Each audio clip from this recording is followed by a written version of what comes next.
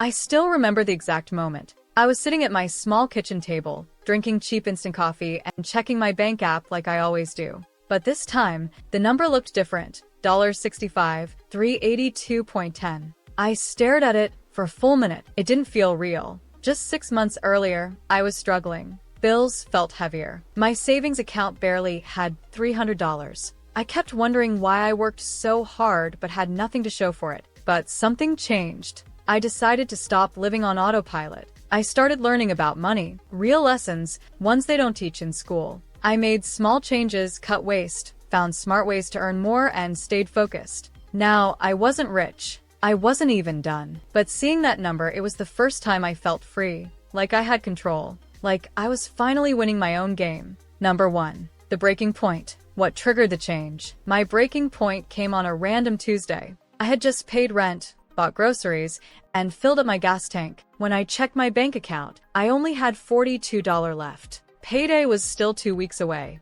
My chest felt tight. I thought, how did I get here again? I wasn't wasting money on crazy things. I didn't shop a lot or go out much. But somehow, I was always broke. Then it got worse. I got hit with an overdraft fee because of a forgotten subscription. That was the moment I lost it. I felt frustrated, embarrassed, and tired. Tired of feeling like I worked full-time just to stay poor. That night, instead of watching Netflix, I went on YouTube and searched how to stop being broke. That search changed everything. I found videos on money, saving, budgeting, and investing. And for the first time, it made sense. It didn't sound boring, it sounded powerful. I started writing down notes like a student. That night, I made a promise to myself. For the next 6 months, I was going to change how I lived, how I thought about money, and how I spent every single dollar. Number 2. The game plan, my 3-phase money redesign strategy. I knew I couldn't save $65,000 just by skipping coffee or eating noodles every day.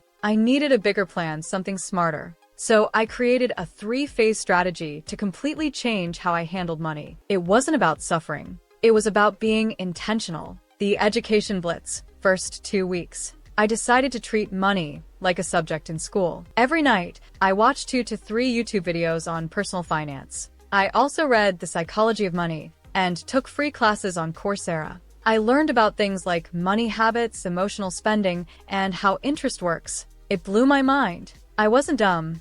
I was just never taught this stuff. The 90-day frugal challenge. This wasn't just about saving. It was about learning what really mattered. I cut things I didn't love, like food delivery. I created fun challenges like Pantry Week, eating only what I had and no tech by month. I called it Smart Frugality, spending on value, not trends. Income boost plus value stacking. I looked for small ways to earn more, freelancing online, flipping used items, even using AI to help with side gigs. Instead of working more hours, I worked smarter. Every dollar had a job. This plan didn't just change my money, it changed me.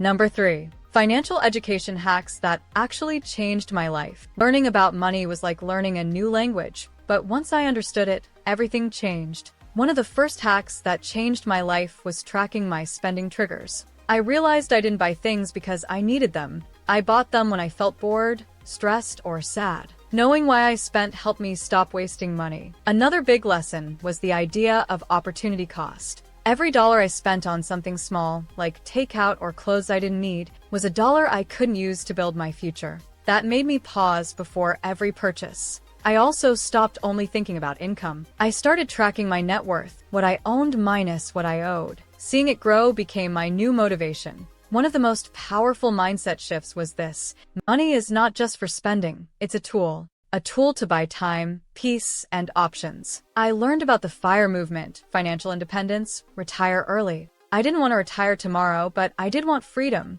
That changed how I saw saving. It wasn't punishment, it was buying future freedom. These small mindset changes helped me save more, spend better, and feel more in control than ever before. Financial education didn't just teach me about money, it taught me how to live better. Number 4. My Frugality Blueprint. The modern minimalist approach. Frugal doesn't mean cheap. It means being smart with money and only spending on things that truly matter. I didn't want to live like I was broke. I just wanted to stop wasting money on things that didn't add value to my life. That's how I created my modern minimalist blueprint. The first rule I made was the $5 daily test. If I wouldn't pay $5 every day for something, I canceled it. That's how I got rid of extra streaming services, random subscriptions, and auto-renewing apps I forgot about. Next, I started doing no-spend theme weeks. But instead of going cold turkey, I made it fun. I had weeks like Pantry Week, cook only with what's already in the kitchen. Walk Everywhere Week,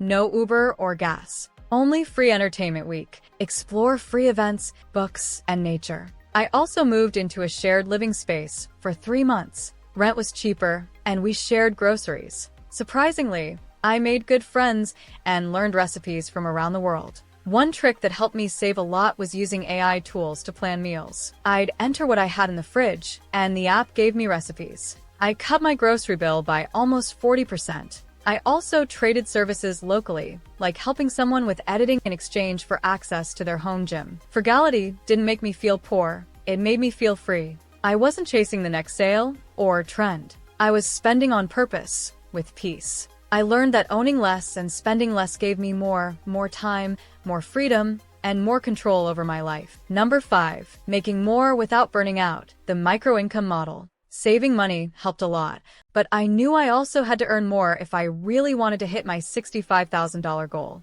The problem? I didn't want to burn out by working 12-hour days or picking up a second job. So I created what I call the micro-income model. It's all about making small amounts of money from multiple places without getting exhausted. Here's what I did. I made a short digital course called Budgeting for Beginners with ADHD. I hosted it on Gumroad and shared it on Reddit. I earned $300 in the first month with almost no cost to make it. Next, I bought used electronics from local auctions, cleaned them up, and sold them online for profit. One weekend, I made $500 flipping 3 old iPads. Silent local gigs. I offered quiet services in my neighborhood, like laundry folding for busy parents or helping seniors set up their phones. I posted on Facebook groups and got repeat clients fast. Instead of setting big monthly goals, I focused on making an extra $250 to $300 per week. That felt easier and kept me motivated. The micro-income model isn't flashy, but it works. I didn't become a millionaire overnight,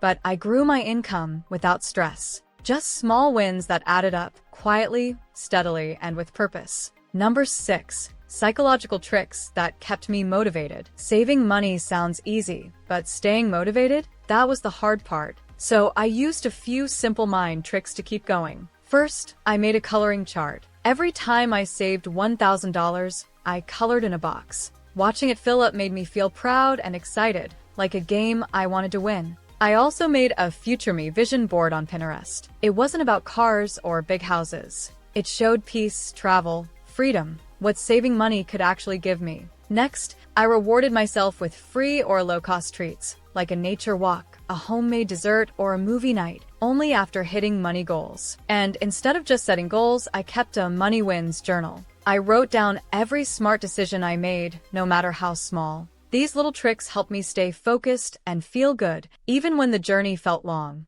At first, I thought saving money meant giving up everything fun. But I was wrong. I gave up a lot, but I don't miss any of it. I stopped ordering Uber Eats and started cooking simple meals at home. I saved around $400 a month, and I actually enjoy cooking now. I also gave up mindless weekend shopping. No more just looking at the mall. Instead, I spent weekends learning new skills, walking in nature, or hanging out with friends at home. I didn't upgrade my phone or laptop. My old ones still work fine, and I don't miss chasing the latest tech. I also cut back on streaming, kept just one service at a time, and rotated monthly. Less screen time gave me more peace. Most of all, I gave up the pressure to impress others. That was the most freeing part. I'm happier, calmer, and finally living for me. People always ask me, how did you really save $65,000 in just 6 months? Here's the honest breakdown. There was no magic, just small wins that added up. Saving $65,000 was just the beginning. Now, I want to make that money grow. I plan to invest 60% of it into low-cost ETFs, safe, steady growth over time. Then I'll use 20% to start a small online business, maybe a digital product store or a niche blog. The last 20% will stay in cash as a safety net. The goal isn't just more money. It's more freedom, more choices, and less stress. My money now works for me, and that's real wealth. Now, if you want to learn how to achieve financial success, then watch this video next. If you made it to this point in the video, please like and subscribe to the channel to see more content like this. Thanks for watching, and I'll see you in the next video.